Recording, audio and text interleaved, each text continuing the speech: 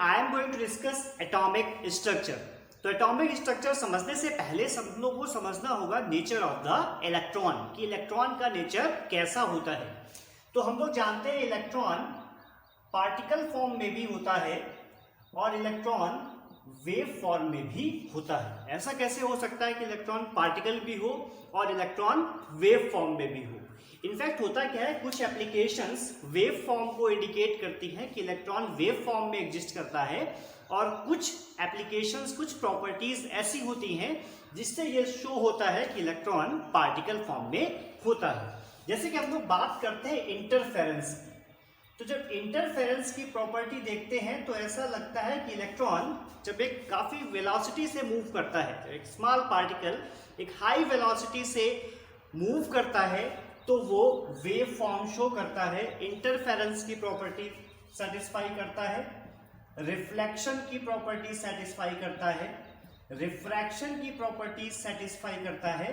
तो ये properties wave nature को सेटिस्फाई करती है। That means electron wave form में होता है। बट जब हम लोग बात करते हैं फोटो इलेक्ट्रिक इफेक्ट, जहां पर इलेक्ट्रॉन पार्टिकल नेचर में होता है, तो इलेक्ट्रॉन्स पार्टिकल नेचर में भी होते हैं और इलेक्ट्रॉन वेव नेचर में भी होते हैं। तो इलेक्ट्रॉन दोनों नेचर में एग्जिस्ट करते हैं। They exist both in particle nature as well as in wave nature. This is called wave particle nature. This is called wave particle nature of the electron. This is called dual nature of electrons. Dual nature of electrons. एक scientist थे दे Broglie. तो दे Broglie के according एक जब बहुत ही small particle एक high velocity से move करता है तो वो वेव प्रॉपर्टीज को सेटिस्फाई करता है। अगर हम लोग दे ब्रॉगली इक्वेशन निकालें, then if electrons exist in particle form, then we know that E equal to h nu, where h is Planck constant and nu is the frequency. We know that from Einstein equation E equal to mc square. If we compare both equations, comparing equation number 1 and 2, we get mc square is equal to h nu. We know that V equal to n lambda, hence in this equation V equal to n lambda, V is the velocity, n is the frequency and lambda is the wavelength. लेकिन यहां पर हम लोग velocity को represent कर रहे हैं c से, फ्रीक्वेंसी को रिप्रेजेंट कर रहे हैं न्यू से और lambda, hence nu will be equal to c upon lambda. अगर इस इक्वेशन में हम लोग न्यू की जगह c अपॉन लैम्डा रख दें तो क्या मिलेगा? We get mc square equal to h c upon lambda, c और c cancel, and we will get this is mass into velocity, this is called momentum, momentum equal to mass into velocity, p equal to h upon lambda और lambda equal to h upon p. This is called Broglie's wavelength. Scientist थे Louis de Broglie, उन्होंने velocity और particle nature और Einstein equation से wavelength find की, and this will be equal to lambda equal to h upon p, where h is Planck constant and p is the momentum of the small particle. तो यहां से हम लोगों ने देखा कि इलेक्ट्रॉन वेव फॉर्म में भी होता है और इलेक्ट्रॉन पार्टिकल फॉर्म में भी होता है। This is called dual nature of electrons. Will talk about Heisenberg's principle. According to Heisenberg principle, the simultaneous exact determination of both the velocity और we can say momentum and position of a small particle in motion is impossible. इसका मतलब क्या हुआ? आप लोग cricket तो खेलते ही होंगे और आप डेल स्टेन को भी जानते होंगे, काफ़ी तेज बॉलिंग करता है। तो आप अगर डेल स्टेन के सामने क्रिकेट खेल रहे होंगे तो क्या होगा, अगर आप वेलोसिटी देखोगे तो आप उसकी पोजीशन नहीं देख पाओगे, बॉल कब आई और कहाँ पर चली गई। और अगर आप पोजीशन देखोगे तो वेलोसिटी आपको दिखाई नहीं देगी। दैट मीन्स क्या हुआ कि आप पोजीशन और वेलोसिटी दोनों को एक साथ डिटरमाइन नहीं कर सकते हो। This is called Heisenberg's principle. अच्छे क्रिकेट खिलाड़ी थे इसीलिए इन्होंने ये प्रिंसिपल बनाया होगा। The simultaneous exact determination of both the velocity and position of a small particle in motion is impossible. तो सपोज एक स्मॉल पार्टिकल है और उसकी uncertainty in distance is delta x and uncertainty in momentum is delta p, then the multiplication of delta p into delta x should be greater or equal than h upon 4 pi. This is mathematical equation of Heisenberg's principle. We know that momentum p equal to m into v, then delta p will be equal to m into delta we.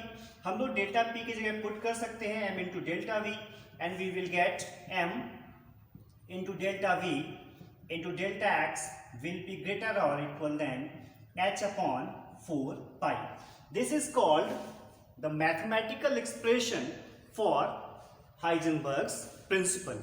Here m is the mass of the small particle, delta v is the uncertainty in the velocity, and delta x is uncertainty in the position of the particle. H is Planck constant, we know that, and pi equal to 22 upon 7. Orbitals. You know the meaning of atomic orbitals. हम लोग जानते हैं कि the central portion of an atom is called nucleus. This is nucleus. And the electron moves around the nucleus in the space. अभी क्या है कि electron इस न्यूक्लियस के अराउंड मूव करते हैं, ठीक है, लेकिन इलेक्ट्रॉन सभी पोजीशंस पे नहीं होते हैं कि इलेक्ट्रॉन्स इस एटम में कहीं भी मिल जाएंगे। कुछ सर्टेन प्लेसेस ऐसे होते हैं, कुछ पोजीशंस ऐसी होती हैं जहां पर इलेक्ट्रॉन्स के मिलने की पॉसिबिलिटी मैक्सिमम होती है। इन एरियाज को, इन पोजीशंस को हम लोग एटॉमिक ऑर्बिट्स कहते हैं। मतलब क्या होता है कि the 3 dimensional space around the nucleus in a atom where the possibility of finding electrons is maximum are called atomic orbitals. मतलब क्या हुआ कि जो ये न्यूक्लियस है, न्यूक्लियस के अराउंड ऐसी पोजीशंस जहां पर इलेक्ट्रॉन्स के मिलने की पॉसिबिलिटी ज्यादा हो, मैक्सिमम हो, तो उनको हम लोग एटॉमिक ऑर्बिटल्स कहते हैं। और एक ऑर्बिटल में मैक्सिमम 2 इलेक्ट्रॉन हो सकते हैं। एक की स्पिन क्लॉकवाइज होती है और दूसरे की स्पिन एंटी क्लॉकवाइज होती है। एक ऑर्बिटल में 2 इलेक्ट्रॉन होते हैं, एक की स्पिन क्लॉकवाइज होती है और दूसरे की स्पिन एंटी क्लॉकवाइज होती है। अगर हम लोग बात करते हैं स्ट्रक्चर की, तो अकॉर्डिंग टू स्ट्रक्चर 4 टाइप के ऑर्बिटल्स होते हैं। कौन कौन सा? पहला होता है s orbital, then p orbital, then d orbital and f orbital. According to the shape, there are 4 types of orbitals are possible in an atom. S orbital, it is taken from sharp, P is from principal, D is from diffused, F is from fundamental. तो ये 4 type के orbital होते हैं। कौन कौन सा? S orbital, इसका circular shape होता है, स्फेरिकल शेप होता है। P का डंबल फॉर्म में होता है और इसका बाई डंबल शेप में होता है, 2 डंबल लगे होते हैं। और इसका जो शेप होता है वो कॉम्प्लेक्स शेप होता है। तो यहां पर हम लोग देख रहे हैं कि शेप के अकॉर्डिंग 4 टाइप के ऑर्बिटल्स पॉसिबल हैं, s orbital, p orbital, d orbital और f ऑर्बिटल। ऑर्बिटल्स के बाद हम बात करेंगे शेल और subshell, shell and subshell. तो ऐसे ऑर्बिटल्स जिनके प्रिंसिपल क्वांटम नंबर सेम होते हैं उनको हम लोग शेल कहते हैं। जैसे दिस इज अ न्यूक्लियस और ये पहली शेल, इसमें जितने भी ऑर्बिट होंगे उनके लिए n की वैल्यू 1 होगी, तो इसको फर्स्ट शेल बोलते हैं। This is second, this one is third. अभी हम लोग आगे डिस्कस करेंगे तो हम लोग को और अच्छे से समझ में आएगा। और अगर हम लोग बात करते हैं the combination of this principle number, this principal quantum number and the combination of azimuthal quantum number, then this is called subshell. For example, S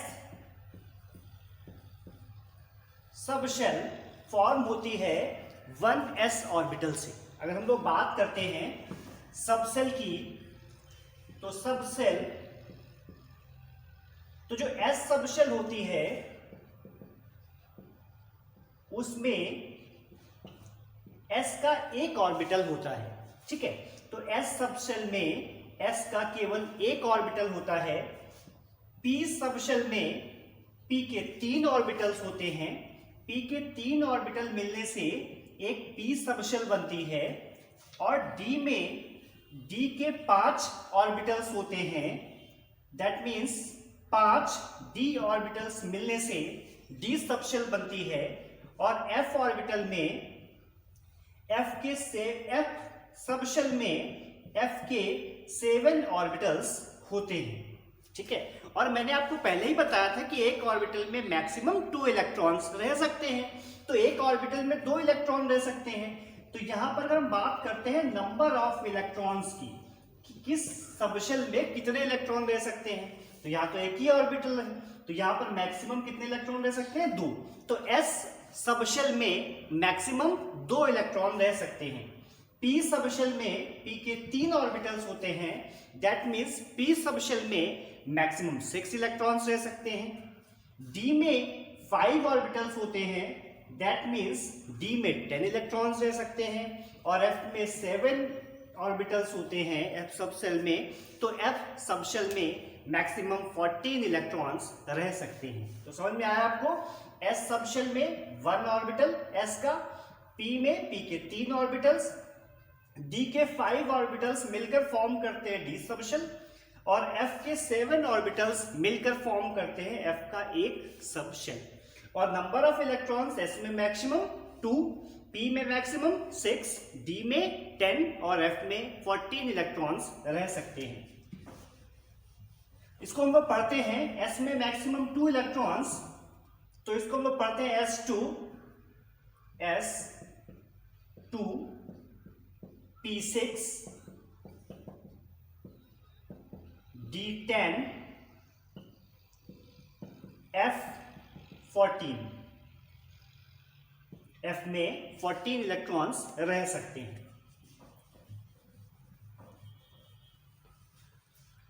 तो हम लोगों ने पढ़ा कि किसी भी न्यूक्लियस के अराउंड कुछ सर्टेन पोजीशंस होती हैं जहां पर इलेक्ट्रॉन्स के मिलने की पॉसिबिलिटी मैक्सिमम होती है।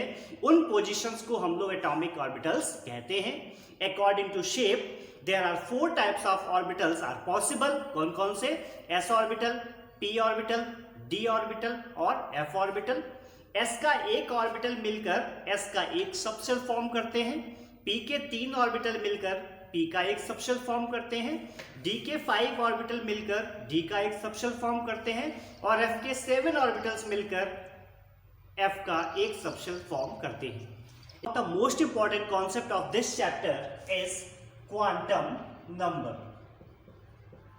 Quantum numbers. तो सबसे पहले बात करते हैं क्वांटम नंबर्स क्या होते हैं। Quantum numbers are the numbers by which we can identify the energy level and the position of the electrons in the atom. That means atom में इलेक्ट्रॉन की एनर्जी और उसकी पोजीशन को आइडेंटिफाई करने के लिए जिन नंबर्स की रिक्वायरमेंट होती है उनको हम लोग बोलते हैं quantum numbers. Quantum numbers 4 types के होते हैं। The first one is principal quantum number. The first one is principal quantum number. It is represented by small n। तो प्रिंसिपल क्वांटम नंबर क्या बताता है? ये इलेक्ट्रॉन के शेल को बताता है कि इलेक्ट्रॉन किस शेल में है। That means suppose this is nucleus of the atom और इलेक्ट्रॉन इसके बाहर सर्कुलर ऑर्बिट्स होते हैं जहां पे इलेक्ट्रॉन्स मूव करते हैं। This one is first orbit, first shell, second shell, third shell and the fourth shell and so on. तो जो प्रिंसिपल क्वांटम नंबर है वो बताता है इलेक्ट्रॉन के प्रिंसिपल एनर्जी लेवल को या उसके शेल को। That means for n equal to 1 the electron exists in first shell and for n equal to 2 electron will be in second shell and for n equal to 3 electron will be in third shell. So by the help of principal quantum number we can identify the shell of the electron where electron is present. तो इसकी value हो सकती है 1, 2, 3 up to infinity. तो हम लोग क्या करेंगे कि प्रिंसिपल क्वांटम नंबर हम लोगों को ये तो बता देगा कि इलेक्ट्रॉन फर्स्ट शेल में है, सेकंड में है या थर्ड शेल में है। अब शेल के अंदर सब शेल होते हैं तो उसकी रिक्वायरमेंट फुलफिल होगी the second quantum number which is azimuthal quantum number. The second is called azimuthal quantum number. It is represented by small l और ये बताता है कि इलेक्ट्रॉन किस ऑर्बिटल में है, किस सबशेल में है। ये बताता है इलेक्ट्रॉन किस सबशेल में है, s सबशेल में है, p सबशेल में है, d में है या f में है। तो it is represented by azimuthal quantum number. By this we know that for s subshell और इसकी वैल्यू होती है फॉर एस सबशेल। अगर इलेक्ट्रॉन एस सबशेल में है तो इसकी वैल्यू होगी 0। इलेक्ट्रॉन पी सबशेल में है तो इसकी वैल्यू होगी 1, डी में है तो वैल्यू 2 और एफ में है तो वैल्यू 3। दैट मीन्स कि ये बताता है कि इलेक्ट्रॉन किस सबशेल में है, एस में है या पी में है या डी में है या एफ में है। दैट मीन्स ऑर्बिटल का size represented by the second quantum number which is azimuthal quantum number. For any value of n, the value of L from 0 to n minus 1, that means n की कोई भी value ले लेंगे तो n की value 0 से n minus 1 तक होगी। That means for n equal to 3 the value of L may be 0, 1 or 2. For n equal to 4, the value of L will be equal to 0, 1, 2 or 3. Now, we will talk about the third quantum number which is magnetic quantum number. Magnetic quantum number. तो magnetic quantum number क्या बताएगा कि अभी second तक हम लोग पहले में हम लोग शेल में पहुंचे और दूसरे क्वांटम नंबर से हम सबशेल में पहुंचे। अब थर्ड क्वांटम नंबर सबशेल में ऑर्बिटल्स को बताएगा कि कितने ऑर्बिटल्स हैं और इनका ओरिएंटेशन कैसा है। That means magnetic quantum number which is represented bye m tells us the number of orbitals and the orientation of the shell, orientation of the orbitals। तो ये क्या करता है, नंबर ऑफ ऑर्बिटल्स बताएगा और उनका ओरिएंटेशन बताएगा। सपोज अगर हम लोग बात करते हैं सब शेल की value and their orientation, s subshell की बात करेंगे तो इसकी वैल्यू होगी 0 और यहां पर एक ही ऑर्बिट होगा और उसके लिए m की वैल्यू आ जाएगी 0। अगर हम बात करेंगे p सब शेल की तो इसके लिए l की वैल्यू हो जाएगी 1, the value of l will be equal to 1 and there will be 3 orbitals, there will be 3p orbitals. तो m की वैल्यू क्या होगी, m की वैल्यू होती है -L2 plus l। That means -1 to +1, that is -1, 0 and +1। If we will talk about d or subshells, then there will be the value of L will be equal to 2 and there are 5 orbitals, और इनकी value कहां से कहां तक होगी, -l से +l, that is -2 to +2, that means -2, -1, 0, +1 and +2। तो इस टाइप से हम लोगों ने देखा कि अगर हम लोग कोई भी वैल्यू निकालेंगे l की, तो m की वैल्यू होगी -l से +l तक, और ये बताता है कि हम लोग किस ऑर्बिटल के बारे में बात कर रहे हैं। तो यहां से हम लोग फाइंड किया orientation and the orbitals of an electron. This is identified by the third quantum number, which is magnetic quantum number. It is represented by small n. Now we will talk about the fourth quantum number, which is spin quantum number. अब spin quantum number क्या बताएगा कि हम लोग orbital तक तो पहुंच गए, और ऑर्बिटल में 2 इलेक्ट्रॉन है, एक की स्पिन क्लॉकवाइज है और एक की स्पिन एंटी क्लॉकवाइज है।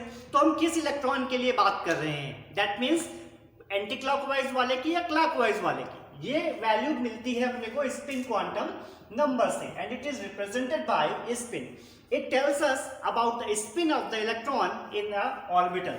इसकी वैल्यू हो सकती है ±1/2, तो इसकी वैल्यू +1/2 होगी for clockwise and -1/2 for anti clockwise rotation of the electron in the orbit. तो यहां से हम लोगों ने देखा क्वांटम नंबर्स ऐसे नंबर्स होते हैं जिनकी हेल्प से हम लोग एनर्जी लेवल और इलेक्ट्रॉन की पोजीशन को आइडेंटिफाई करते हैं। These numbers are called quantum numbers. Talk about the next topic, which is Pauli's exclusion principle.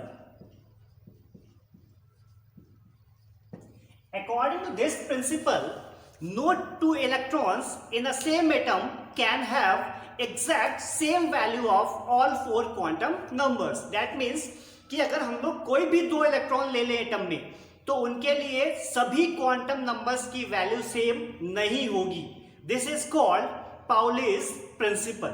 जैसे हम लोग बात करते हैं, अगर हम लोग हाइड्रोजन एटम की बात करते हैं, ठीक है, हाइड्रोजन एटम की बात करते हैं H1, तो there are only 1 electron.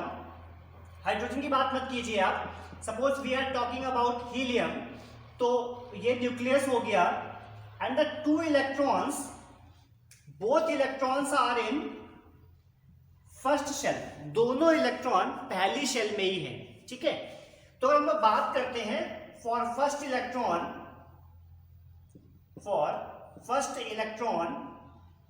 n की वैल्यू l की, m की और s की, एंड फॉर सेकेंड इलेक्ट्रॉन। आप फर्स्ट सेल में 2 इलेक्ट्रॉन है, और दोनों इलेक्ट्रॉन के लिए हम लोग चारों क्वांटम नंबर्स की बात करें, तो इस वाले इलेक्ट्रॉन की बात करेंगे फर्स्ट सेल के लिए, तो दोनों के दोनों इलेक्ट्रॉन फर्स्ट सेल में है, ठीक है, ये भी ट्रू हो गया। और फर्स्ट सेल में 2 इलेक्ट्रॉन हैं, और दोनों इलेक्ट्रॉन s ऑर्बिटल में ही आ जाते हैं, ठीक है, दोनों इलेक्ट्रॉन s ऑर्बिटल में ही आ जाते हैं। दैट मीन्स l की वैल्यू दोनों केस में 0 हो जाएगी, और जब s में दोनों इलेक्ट्रॉन आ जाएंगे तो एक ही ऑर्बिटल s सबशेल में एक ऑर्बिटल होता है, और उसके लिए m की वैल्यू भी क्या हो जाएगी, 0। तो पहले इलेक्ट्रॉन के लिए भी वैल्यू 0 और दूसरे के लिए भी वैल्यू 0। लेकिन प्रॉब्लम क्या है, यहां पर इस ऑर्बिटल में 2 इलेक्ट्रॉन होंगे, एक की स्पिन क्लॉकवाइज होगी और दूसरे की स्पिन एंटी क्लॉकवाइज होगी। तो एक के लिए वैल्यू s की +1/2 होगी और दूसरे के लिए वैल्यू -1/2 होगी। इस एग्जाम्पल देखने से हम लोग को ये समझ में आ रहा है कि अगर कोई भी 2 इलेक्ट्रॉन ले लें आप एटम में, उनके लिए सभी क्वांटम नंबर्स की वैल्यू सेम नहीं हो सकती है। This is called Pauli's exclusion principal. ये हम लोग अपने डेली लाइफ में भी देखते हैं। क्या कोई ऐसा पर्सन हो सकता है कि आपका नेम और उसका नेम सेम हो, दोनों के फादर्स नेम भी सेम हो, दोनों की कंट्रीज भी सेम हो, दोनों के एड्रेस भी सेम हो? क्या ये चारों पॉसिबिलिटीज हो सकती हैं? नहीं हो सकती हैं। This is called Pauli's exclusion principle. Now we will talk about हुर्न्स प्रिंसिपल। तो अकॉर्डिंग टू हुर्न्स principle, as for as now we will talk about Hund's principle. According to Hund's principle, as far as possible, the number of unpaired electrons in the orbitals of given sub-energy is maximum and the unpaired electrons have parallel spin। आपको समझ में आया? I think अभी समझ में नहीं आया होगा। देखिए ये कॉन्सेप्ट जो है ना वो सोशल डिस्टेंसिंग को फॉलो करता है। जैसे भी कोरोना पे हम लोग सोशल डिस्टेंसिंग रख रहे हैं, तो ये भी एक कॉन्सेप्ट ऐसा है जो सोशल डिस्टेंसिंग को फॉलो करता है। कैसे करता है आइए देखते हैं। इसका मतलब क्या होता है कि जितना ज्यादा पॉसिबल हो the number of unpaired electrons in the orbitals of a given sub energy level is maximum। मतलब जहां तक पॉसिबल हो आप अकेले अकेले रहिए, दो दो मत रहिए, अकेले अकेले रहिए, है ना। और उनकी जो स्पिन होती है वो भी पैरेलल होती है। जैसे एग्जांपल की हेल्प से हम लोग इसको समझते हैं कि सोशल डिस्टेंसिंग को ये कैसे फॉलो करता है। बात करते हैं number of electrons in the subshell, suppose हम लोग p सबशेल की बात कर रहे हैं और उनका डिस्ट्रीब्यूशन कैसे होगा, ये कॉन्सेप्ट आता है हुन्स प्रिंसिपल से। तो suppose there are one electron और हम लोग जानते हैं कि p सबशेल फॉर्म होता है 3p ऑर्बिटल की हेल्प से। तो p सबशेल फॉर्म होगा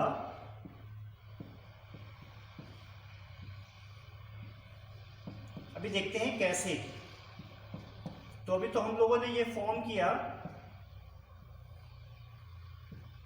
p सबशेल। तो देखिए अगर p सबशेल में वन इलेक्ट्रॉन होंगे तो कैसे रहेंगे, ये पहला इलेक्ट्रॉन पहले ऑर्बिटल में आ जाएगा। अगर p सबशेल में दो इलेक्ट्रॉन होंगे तो देखिए सोशल डिस्टेंसिंग का फॉलो होगा यहाँ पर। अब पहला इलेक्ट्रॉन ये है तो दूसरा इलेक्ट्रॉन इसके साथ नहीं रहेगा। जहां तक पॉसिबल हो, एज फार एज पॉसिबल, ये लोग अकेले अकेले रहना पसंद करते हैं और इनकी स्पिन भी पैरेलल होगी। मतलब ये अगर क्लॉकवाइज है तो उसकी भी स्पिन क्लॉकवाइज ही होगी। अगर 3 इलेक्ट्रॉन्स p सबशेल में आएंगे तो क्या होगा, this one is first electron, this one is second and this one is third electron. अब भैया बड़ी प्रॉब्लम हो जाएगी जब 4 इलेक्ट्रॉन्स आ जाएंगे तो सोशल डिस्टेंसिंग खत्म हो जाएगी। बट कंडीशन क्या थी कि जब तक पॉसिबल हो आप इसको फॉलो करेंगे। अब 4 इलेक्ट्रॉन्स हो गए तो ये पहला इलेक्ट्रॉन, ये दूसरा, ये तीसरा, अब तो स्पिन भी अपोजिट होनी पड़ेगी तो ये चौथा इलेक्ट्रॉन हो गया। अब फिर अगर 5 इलेक्ट्रॉन्स आ जाएंगे तो first electron, second, third, fourth and this one is fifth. अब 6 इलेक्ट्रॉन्स होंगे तो first electron, second electron, third, fourth, fifth और sixth. That means electron fill कैसे होते हैं, first electron, second, third, fourth, fifth and sixth.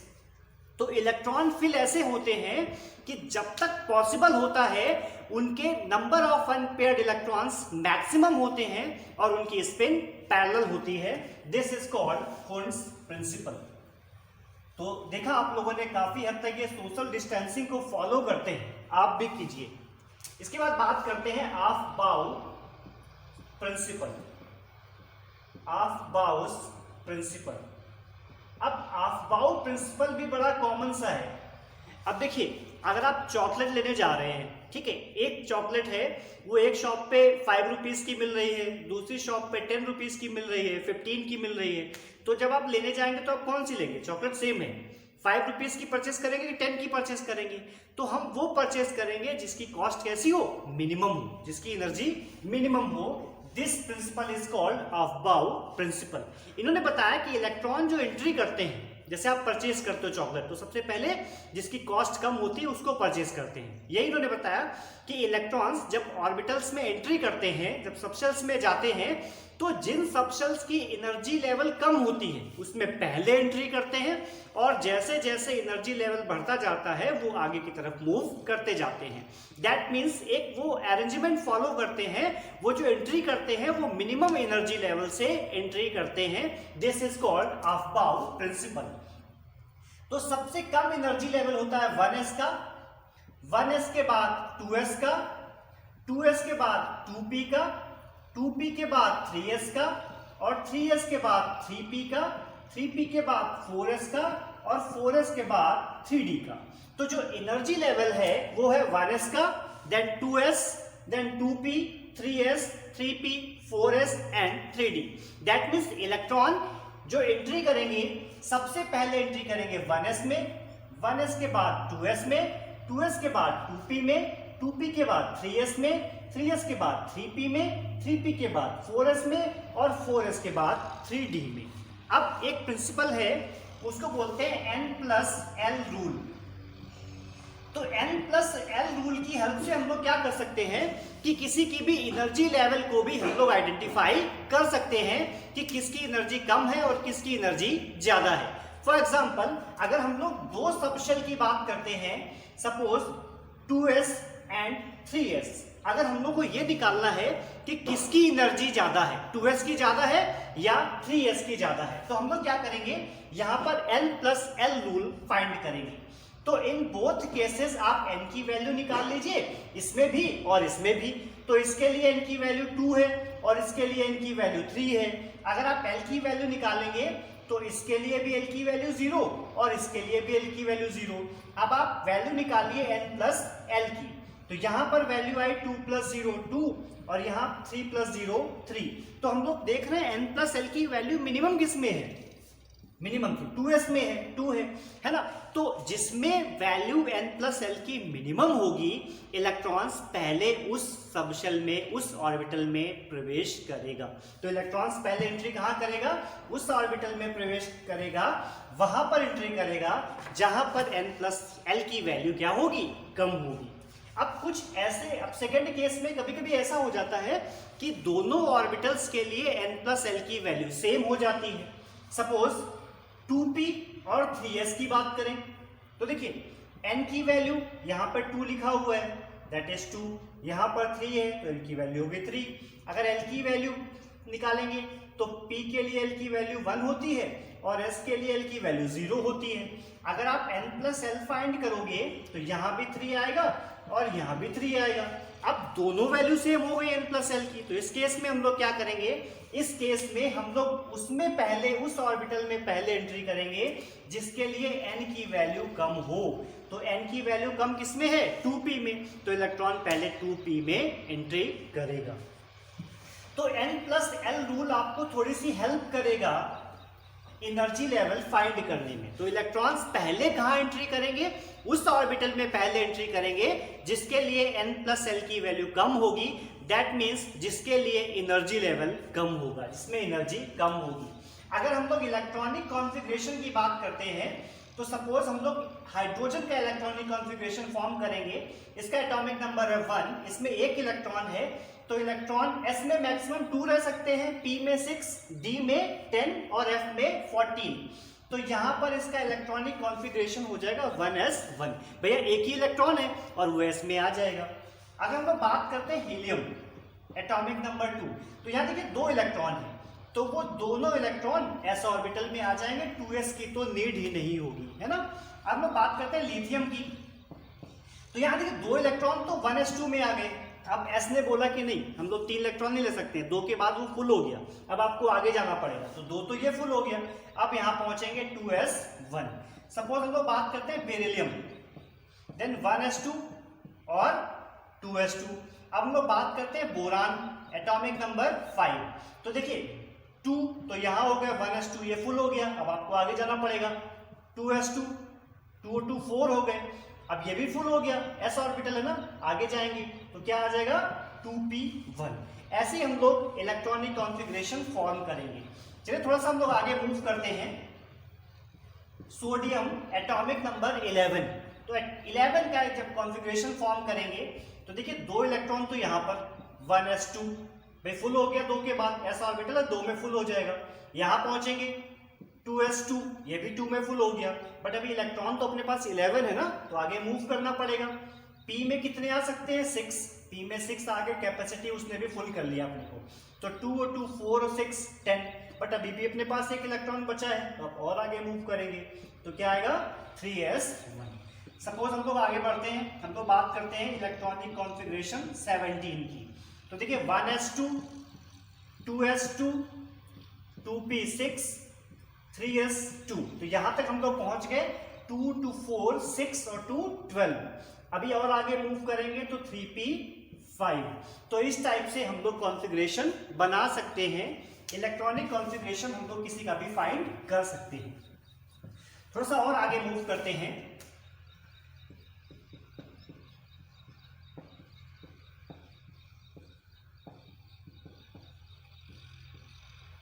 Suppose हम लोग scandium का इलेक्ट्रॉनिक कॉन्फ़िगरेशन फॉर्म करेंगे, then 1s2 2s2 2p6 3s2 3p6 4s2 and 3d1। अगर आप इसका इलेक्ट्रॉनिक कॉन्फ़िगरेशन देखेंगे तो 1s2 2s2 2p6 3s2 3p6 4s2 और 3d1। अगर हम लोग 1s22 को देखेंगे, 1s2 2s2 2p6 3s2 3p6 4s2 and 3d2। अगर हम लोग वैनेडियम का देखेंगे 23 का, 1s2 2s2 2p6 3s2 3p6 4s2 3d3। हम लोग देखेंगे क्रोमियम का, that is 1s2 2s2 2p6 3s2 3p6 4s2 और 3d4। अगर हम लोग क्रोमियम का इलेक्ट्रॉनिक कॉन्फ़िगरेशन देखेंगे तो पहले तो ऐसा दिख रहा है, बट हम लोग थोड़ा सा चेंज करें तो 4s2 में हम लोग देखेंगे कि ये 2 इलेक्ट्रॉन है इस ऑर्बिटल में, और d सबशेल में 5 ऑर्बिटल्स होते हैं। ये देखिए 5 ऑर्बिटल्स, और नंबर ऑफ इलेक्ट्रॉन्स कितने हैं 4। तो भी आप लोग ऐसा देखते हैं ना कि जैसे आपके सपोज जहां पर आप रहते हैं वहां पर 5 प्लाट बने हुए हैं, ठीक है। तो 4 लोगों को तो प्लाट मिला हुआ है, एक प्लाट खाली पड़ा हुआ है। तो उसमें क्या होता है, उसमें सभी 4 लोग उस प्लाट पे अपना अपना अधिकार दिखाते हैं। कोई बोलता है वो प्लाट हमारा है, सब लोग अपनी अपनी वहां पर कुछ ना कुछ अधिकार उस पर शो करते हैं। तो वहां पर क्या होता है कि ऐसे में वहां का जो माहौल होता है वो सही नहीं रहता और लोग लड़ते रहते हैं, है ना। तो यहां पर भी सेम चीज है कि उनकी स्टेबिलिटी ऑर्बिटल्स की नहीं होती है। कोई भी ऑर्बिटल स्टेबल कब होता है, जब वो फुलफिल्ड हो या हाफ फिल्ड हो। तो देखिए यहां पर ये तो फुलफिल्ड है तो ये तो स्टेबल है, बट ये स्टेबल नहीं है क्योंकि ये हाफ फिल्ड नहीं है। यहां पर क्या है, ये ऑर्बिटल खाली है। तो ऐसे में क्या कर सकते हैं हम लोग कि ये इलेक्ट्रॉन अगर यहां पर पहुंच जाए तो क्या होगा कि ये भी स्टेबल हो जाएगा। देखिए एस में 2 होते हैं तो हाफ फिल्ड है, और डी में 10 होते हैं तो 5 हो गए तो ये भी हाफ फिल्ड है।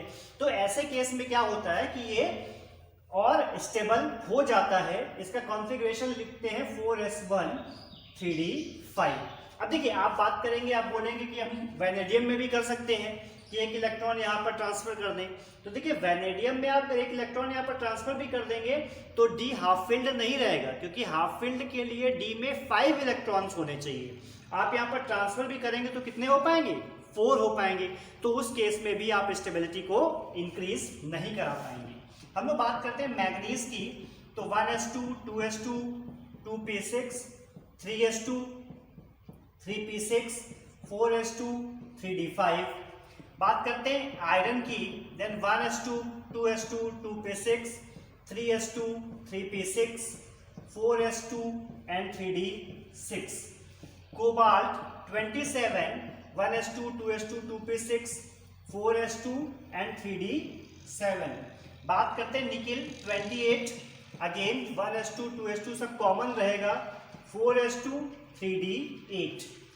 कॉपर का जब इलेक्ट्रॉनिक कॉन्फ़िगरेशन फॉर्म करेंगे तो 4s2 एंड 3d9 होना चाहिए।